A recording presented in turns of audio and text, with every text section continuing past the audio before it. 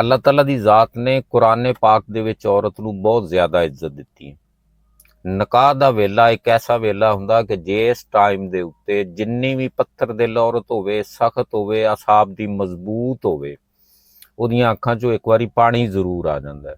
ਉਹ ਪਾਣੀ ਇਸ ਤੋਂ ਆਉਂਦਾ ਹੈ ਕਿ ਉਹ ਜਿਸ ਵੇਲੇ ਦਸਖਤ ਕਰਦੀ ਹੈ ਨਿਕਾਹਨਾਮੇ 'ਤੇ ਜਾਂ ਅੰਗੂਠਾ ਲਾਉਂਦੀ ਹੈ, ਉਸ ਵੇਲੇ ਉਹਨੂੰ ਇਹ ਅਹਿਸਾਸ ਹੁੰਦਾ ਹੈ ਕਿ ਮੇਰੇ ਨਾਂ ਦੇ ਨਾਲੋਂ ਮੇਰੇ ਬਾਪ ਦਾ ਨਾਂ ਅੱਜ ਲੈ ਗਿਆ, ਔਰ ਇਸ ਤੀਸਰੇ ਫਰਦ ਦਾ ਜਿਹਦੇ ਨਾਲ ਮੇਰਾ ਨਿਕਾਹ ਹੋ ਰਿਹਾ ਉਹਦਾ ਨਾਂ ਉਹਦੇ ਨਾਲ ਸਾਰੀ ਜ਼ਿੰਦਗੀ ਵਾਸਤੇ ਲੱਗ ਗਿਆ।